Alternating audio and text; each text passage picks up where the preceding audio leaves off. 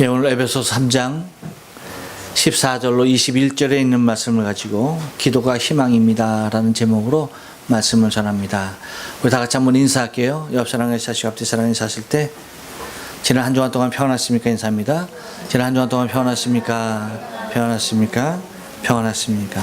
평안하십니까? 예. 인생에게는 원하든 원하지 아니하든 어려움이 찾아옵니다. 그런데 그 어려움을 해결하려는 본능이 우리 안에 있는 것을 발견하게 되어지죠. 어려움 자체를 그 어려움으로 그냥 덩그러니 내버려 두는 사람이 없다는 것입니다. 그 어려움이 해결되어지고 그 어려움에서 벗어나기 위한 갖가지 다양한 방법들을 동원해서 그 문제를 풀어 나간다는 것입니다. 그래서 동원되는 방법이라고 한다면 수없이 많은 방법들이 나타나고 있는 것을 바라보게 되어지죠. 그래서 어려움을 당할 때에 그 사람이 선택하는 방법은 곧 그 사람의 삶의 모습을 잘 드러내고 있는 것을 바라보게 됩니다.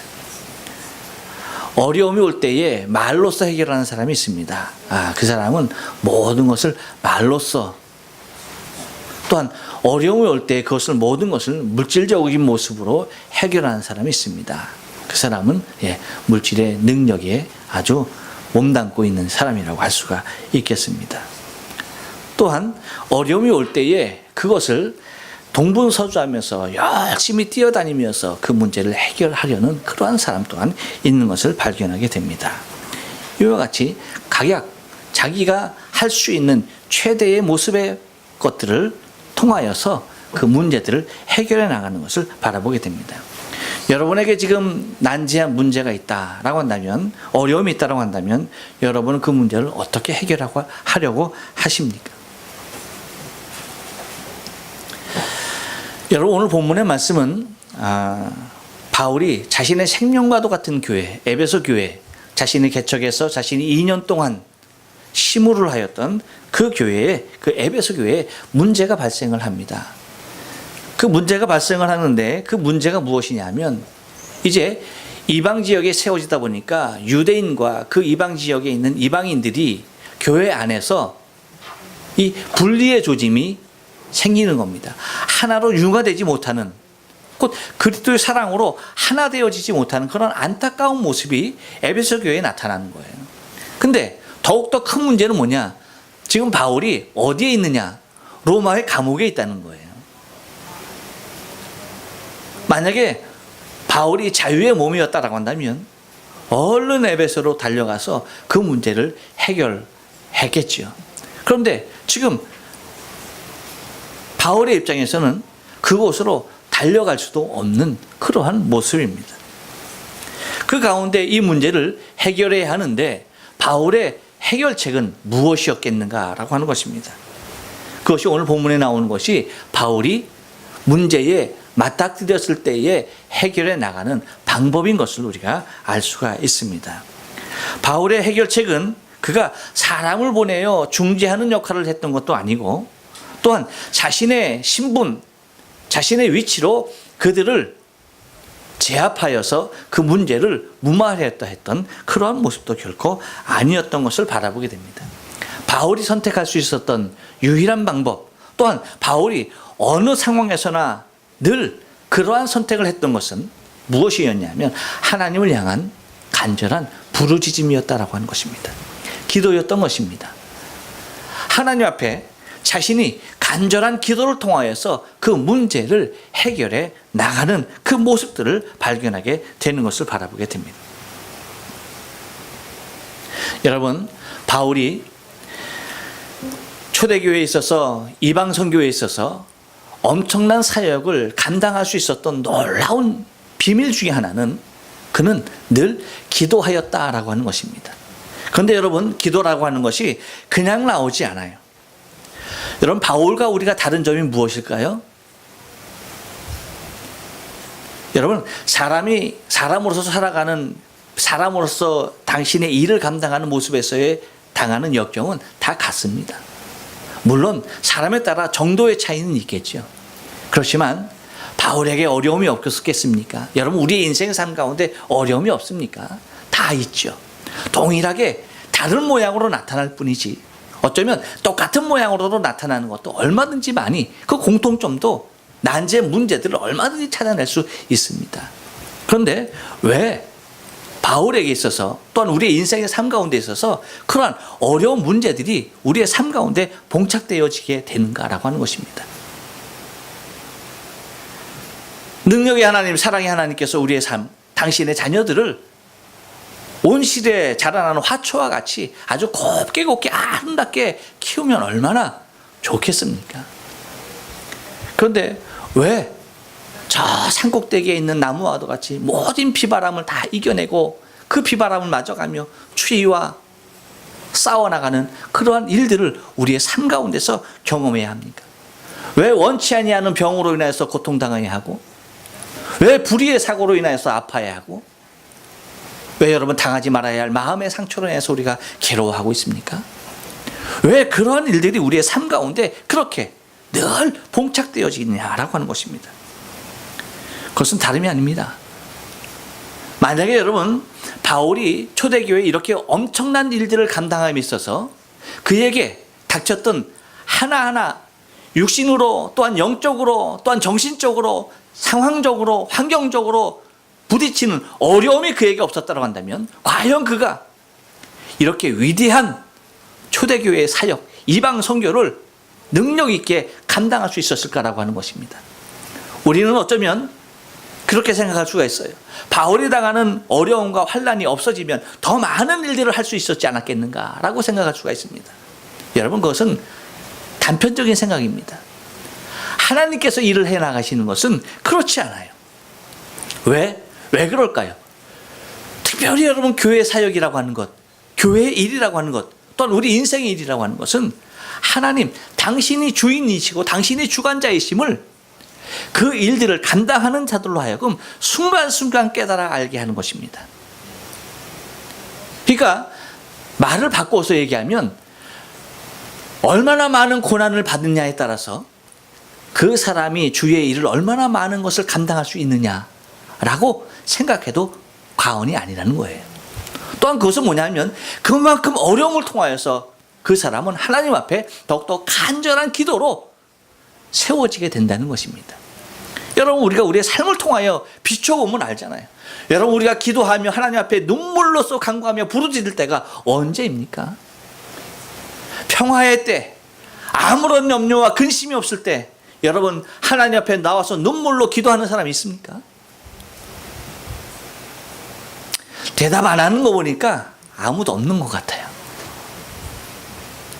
맞습니다, 여러분. 여러분의 침묵이 정답입니다. 그렇습니다.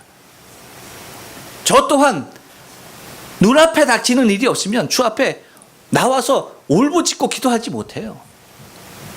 늘 깨어서 기도해야 함에도 불구하고 그렇지 못해요. 이유가 뭡니까? 우리는 그만큼 연약한 존재예요. 어려움을 통하여서 비로소 주의 도우심을 바라게 되는 존재라고 하는 거예요.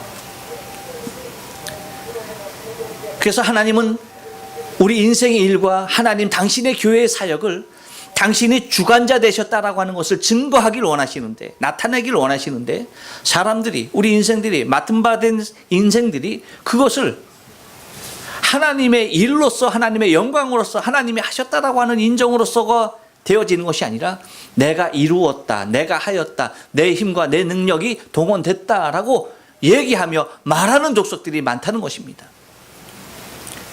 거기에 대하여서 하나님은 그것이 아니라는 것을 우리로 하여금 정말 사랑하는 자녀들에게 하늘의 상급을 위하여서 깨닫게 하시더라는 거예요. 그래서 여러 가지 어려움을 통해서 우리로 하여금 기도로 주 앞에 서게 하더라는 것입니다. 여러분, 생각해 보세요. 바울 같은 사람, 옥에 갇혀 있는 것이 얼마나 아까운 시간입니까? 그렇지 않아요? 시간만 되면 나가서 전도하며, 시간만 되면 나가서 주의 복음을 외치며, 시간만 나면 나가서 회당에서 가르치는 그가 여러분, 감옥에 있어야 한다라고 하는 그 시간이 얼마나 아까운 시간이라고 생각이 됩니까? 그런데 하나님은 그를 감옥에다 집어넣어요. 꼼짝 못하게 만들어 놓습니다. 거기에서 하는 것이 뭐였습니까? 기도요. 그리고 사랑하는 성도들에게 자신의 마음을 전하는, 내가 너희를 위하여 이렇게 기도하고 있다라고 하는 그 마음을 전하는 서신이었습니다. 그것이 지금 우리에게 남아있는 거예요. 만약에 여러분 바울에게 옥에 갇히는 또는 매를 맞는 그런 어려움과 고통이 없었다고 한다면 과연 그가 이러한 엄청난 신약 성경의 반을 차지하는 이러한 성경들을, 이러한 서신들을 어떻게 남길 수가 있었겠는가? 여러분, 바울의 서신 중에 대부분이 다 옥중 서신인 거 아시지 않습니까? 거의 다 감옥에서 쓴 거예요. 옥에 갇혀서 쓴 겁니다. 자유하지 못한 몸으로 있을 때 서신을 쓴 거예요. 그 모습을 생각한다면 하나님께서 이루어 나가시는 일들이, 여러분, 우리에게 찾아오는 여러 가지 어려움을 통해서 하나님은 당신의 일들을 이루시며 당신이 주관자 되심에 대하여서 선언하고 있는 것을 바라보게 됩니다. 그래서 우리가 하나님의 도우심을 바라며 늘 기도하게 하시는 그 하나님의 섭리들을 우리가 발견하게 된다는 것입니다. 그래서 우리의 삶 가운데서도 하나님께서 우리에게 기도하게 하실 때 우리는 기도해야 하는 것입니다. 아버지 앞에 부르짖어야 할 때 우리는 부르짖어야 하는 것입니다. 하나님께서 특별한 모습으로 우리에게 기도하게 하십니다. 기도해야 합니다. 지금은 여러분 이제 세상이 점점 마지막으로 가는 이때에 하나님의 나라에 속한 도래를 위하여서 우리는 기도하지 않으면 안 돼요. 왜 그렇습니까? 주님께서 말씀하신 대로 이 날을 감하지 아니하면 구원받을 육체가 없다라고 말합니다. 한 영혼이라도 더 구원되기 위하여서는 주님 이 땅에 속히 오셔야 합니다. 그리고 또한 더 많은 생명의 구원을 위하여서 열방을 향한 주의 복음이 더 편만하게 증거되어야 합니다. 라고 여러분 중보를 늦추지 말아야 한다는 것입니다. 그런데 우리가 이렇게 우리의 삶 가운데 주 앞에 부르짖고 우리가 어려움을 당할 때에 해결해 나가는 열쇠가 되어지는 기도, 바로 이 기도를 들으시는 분이 누구시냐에 대해서 바울은 분명하게 오늘 선언하고 있는 것을 바라보게 됩니다. 여러분, 우리가 기도를 누구에게 합니까? 하나님께 합니다. 근데 그 하나님이 과연 우리를 기도를 들으시는 하나님이 과연 어떤 분이신가에 대하여서 바울은 아주 거창하게 아주 간단한 말로 모든 것의 주인 되신 하나님임을 선언하고 있는데 뭐라고 말합니까? 곧 이름을 주신 아버지라고 말합니다. 근데 그 이름을 주신 아버지가 어떤 이름을 누구에게 주신? 나에게뿐만 아니라, 여러분 오늘 성경 말씀 보니까 이렇게 얘기해요. 이러므로 내가 하늘과 땅에 있는 각 족속에게 이름을 주신, 하늘과 땅에 있는 모든 족속에게 이름을 주셨다라고 얘기하고 있습니다. 다시 말하면 그 모든 족속에게 이름을 주셨다라고 하는 것은 뭡니까? 당신이 구원의 주인 되셨다라고 하는 것을 선언하고 있는 것입니다. 하나님이 우리의 모든 구원의 주인, 곧 장본인 되신다라고 얘기하는 것입니다. 그래서 이름을 주셨다라고 15절에서 얘기하고 있는데, 여러분 그러면서 뭐라고 말합니까? 15절에서 이름을 주신 아버지 앞에라고, 이름을 주셨다. 여러분, 우리에게 있어서 이름이라고 하는 것이 뭐예요? 이름은 다른 것이 아닙니다. 우리의 신분입니다. 이름은 우리의 자격이며 우리의 역할을 나타내고 있는 거예요. 이름이라고 하는 것은 매우 중요한 의미를 갖습니다. 여러분, 오늘 제 인상이 굉장히 기뻐 보이지 않습니까? 언제나 그랬나요? 특별히 더 좋아 보이지 않습니까? 예. 여러분들은 좀 민감하시네요. 예. 좋아 보이죠? 네. 그럼요. 예. 제 인생에 있어서, 이게 최대 기쁜 날이 오늘, 제가, 여러분, 제가 이 나이 30, 한국 나이 32에 할아버지가 됐어요, 할아버지. 할아버지가 됐어요, 할아버지. 여러분, 제가 할아버지가 됐다고요? 감사합니다. 네. 아유, 감사합니다. 아유, 박수도 받고. 이거 하나님께 올라가야 할 영광인 줄로 믿어요. 근데 이 손자의 이름을 짓는 것을 이제 제 아들 녀석이 아들 녀석 하면 이제 안 되는구나. 애비가 지 자식의 이름을 짓는데 아주 고민을 하는 거예요. 무엇으로 지을지 아주 상당히 고민을 합니다. 왜 그런 고민을 해야 합니까? 왜 고민을 하면서 이름을 지어야 합니까? 예. 이름이 그 인생을 나타냅니다. 이름이 그 인생을 말하기에 이름을 잘 지어주려고 하죠. 저도 아들의 이름을 지으려고 매우 고심하며 노력했어요. 그래서 산이란 이름과 강이란 이름을 지었죠. 그래서 많은 사람들이 할아버지가 이름 줘야 되는 건 아니냐고 이제 저한테 그래요. 아이고, 자기 아들 자기가 져야지 왜 내가 집니까? 그냥 자기 아버지가 지어주는 이름이 진짜 이름이죠. 아버지가. 그래서 이름을 뭐라고 지었더라? 이름 뭐더라? 리온으로 돼. 리온이라고 하는 뜻이 뭐더라? 뭐 하여튼 하나님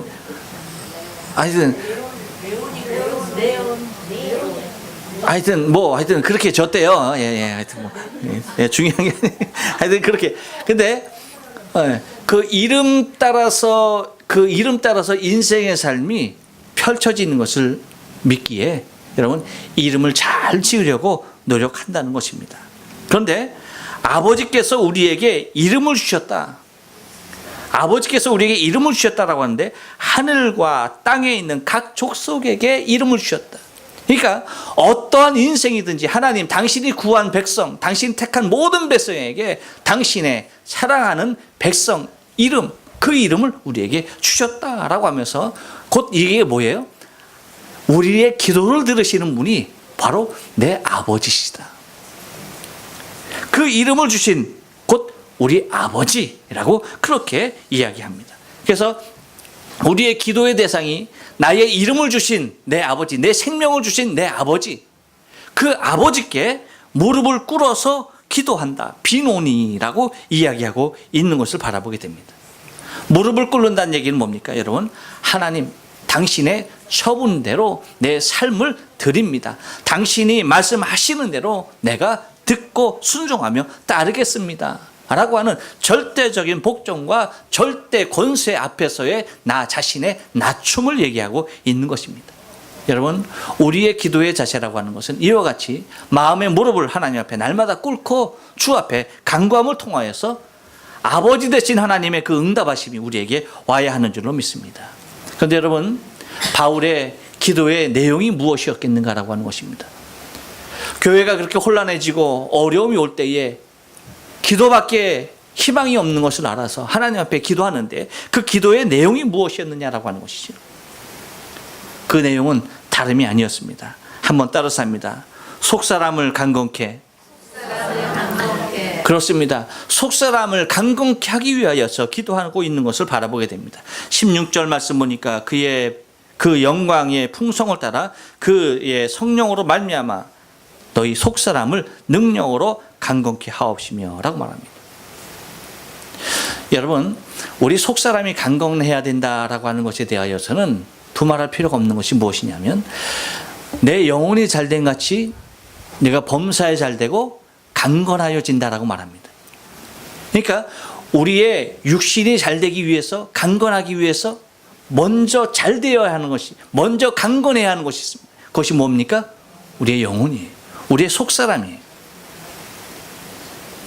많은 사람들이 자신의 육신에 대한 강건함에 대한 신경을 많이 씁니다. 요즘 시대에 100세 시대를 맞아서 여러분 얼마나 건강에 신경을 쓰는지 몰라요. 그래서 먹는 것 얼마나 가리는지 모릅니다. 그리고 사는 장소 얼마나 많이 가리는지 몰라요? 왜? 이제 자신의 건강관리 잘하면 몇 살을 삽니까? 100세를 살아요. 100세. 100세를 사는데 이제 여러분 멀지 않아서 120세를 사는 시대도 도래할 거예요. 성경에서 하나님께서 말씀하신 그 인생을 다 누릴 수 있는 그러한 시대가 되고 있다라고 하는 것이죠. 그러다 보니까 사람들이 육에 대한 건강에 대해서는 얼마나 많이 신경을 쓰는지 모릅니다. 그렇지만 정작 우리의 영혼, 우리의 속사람에 대하여서는 무관심하게 되는 것을 바라보게 됩니다. 근데 속사람은 무엇을 통하여 강하게 되어지느냐? 여러분, 속사람이 강해지는 것은 한 가지입니다. 따라서 합니다. 성령입니다. 그래서 말씀하기를 뭐랍니까? 성령으로 강건하게, 성령으로 말미암아 속사람이 능력을 입는다라고 말합니다.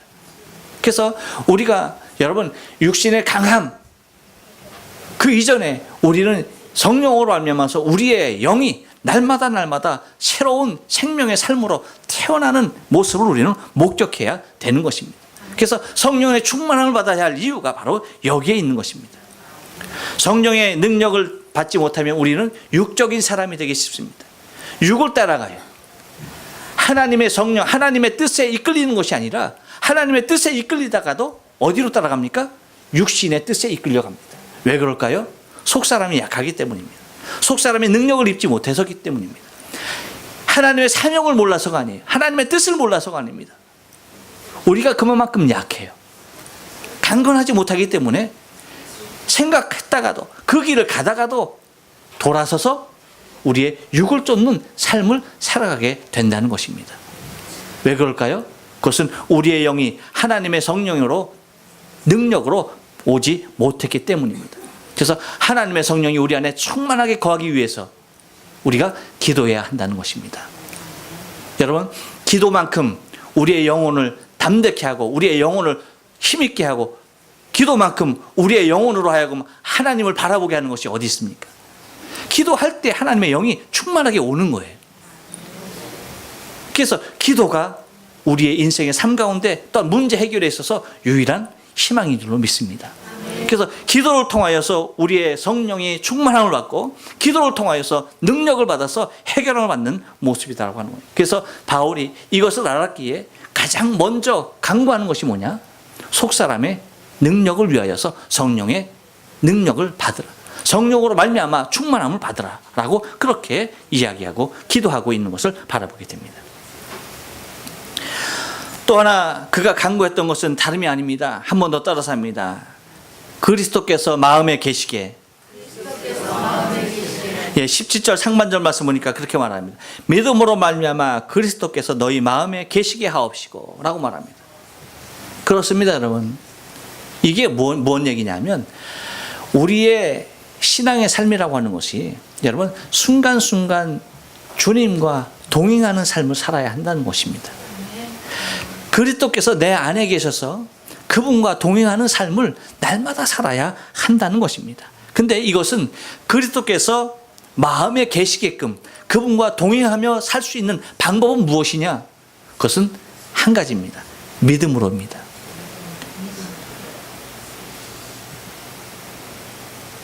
예수께서 우리 안에 계시고 예수께서 우리와 동행하게 하시는 유일한 방법, 그것은 믿음입니다. 오직 믿음으로 말미암아서 그리스도께서 우리의 마음에 계시게 한다는 것입니다. 그래서 여러분, 주님께서 계신 증거가 무엇이냐? 여러분, 믿음이에요. 그래서 주님이 우리에게 늘 말씀하시죠.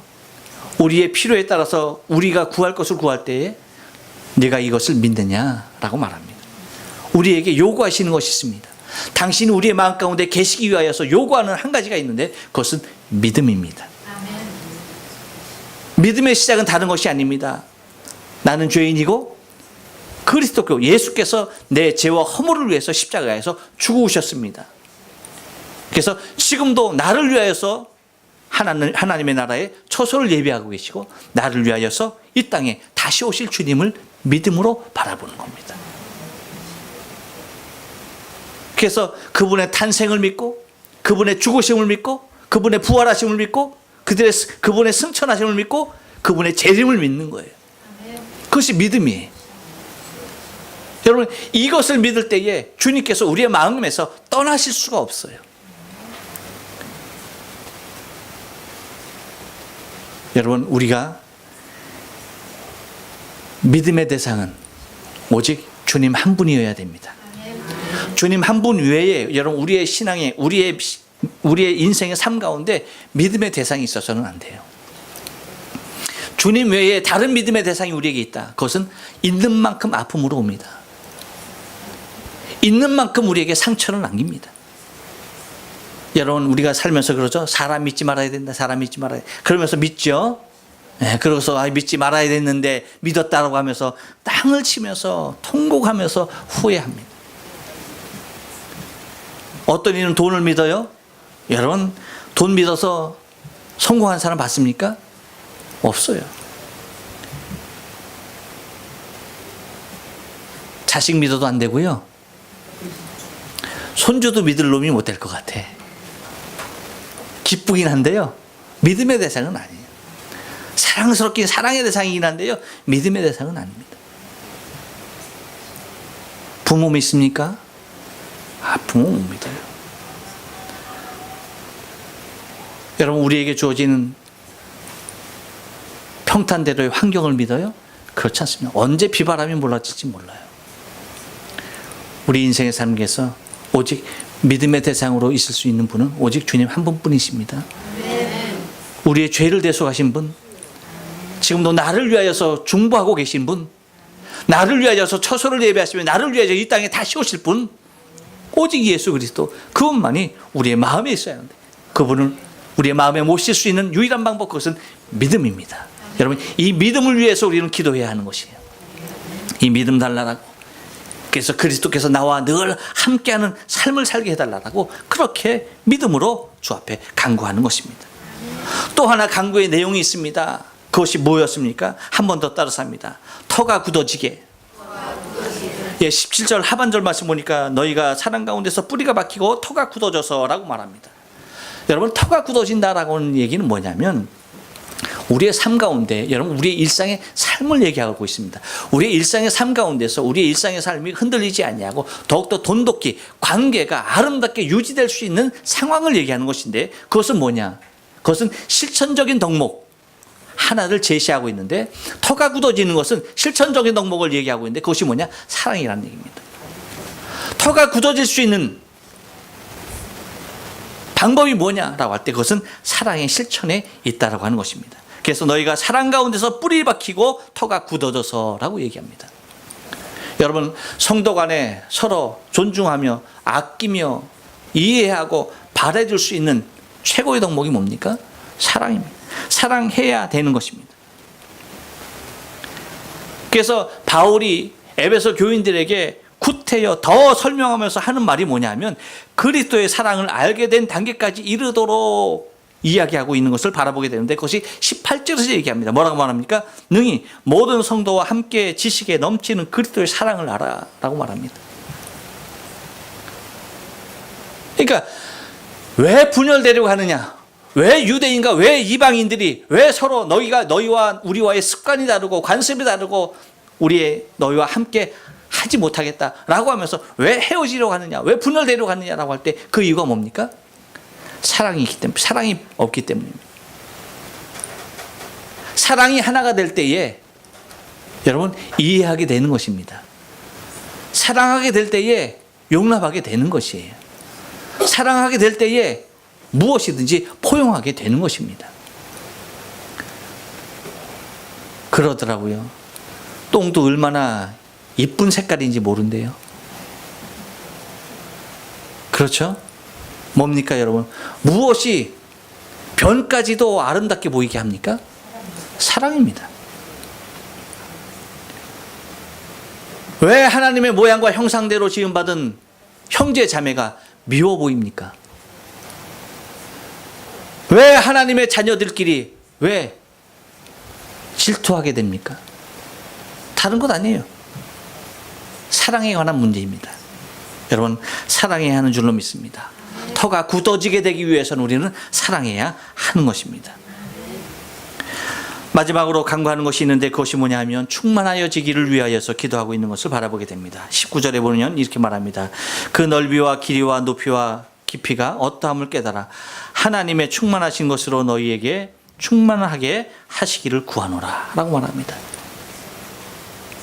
그러니까 성령으로 속사람이 강건케 되어지고 믿음으로 그리스도께서 마음에 계시고 사랑으로 서로 실천하는 삶을 살아가게 될 때에 하나님께서 모든 것을 충만케 하심의 은혜가 넘쳐나게 된다는 것이에요. 이것이 신앙의 원리요. 이것이 우리가 기도해야 되는 덕목이라고 얘기하고 있는 것입니다. 여러분, 우리 인생의 삶 가운데 어쩌면 우리가 원하지 아니하는 일들이 우리에게 산재될 일들이 많이 있습니다. 어떤 방법으로 해결하시려고 합니까? 기도입니다. 여러분, 이 땅에 우리는 선교를 위하여서 우리 교회가 부름받고 우리 한 사람 한 사람이 부름받았습니다. 이것을 우리가 어떤 방법으로 해결해 나가려고 합니까? 하나님의 뜻을 어떤 방법으로 이루어 나가려고 하십니까? 기도입니다. 이 땅의 마지막 때에 하나님께서 기도할 수 있는 일꾼들을 부르시고 기도할 수 있는 일꾼들을 찾고 계십니다. 하나님께서 우리를 기도의 멤버로 불러주셨습니다. 간구함을 통하여서 하나님의 나라를 이 땅 가운데 이루는 삶을 살게끔 하나님께서 우리를 초청해 주셨습니다. 여러분, 기도가 우리의 신앙에 또한 우리 교회에 아니 이 땅에 유일한 희망임을 알아 여러분 기도에 힘쓰는 저와 여러분의 신앙의 삶 되어지길 주님의 이름으로 축원합니다. 기도합니다.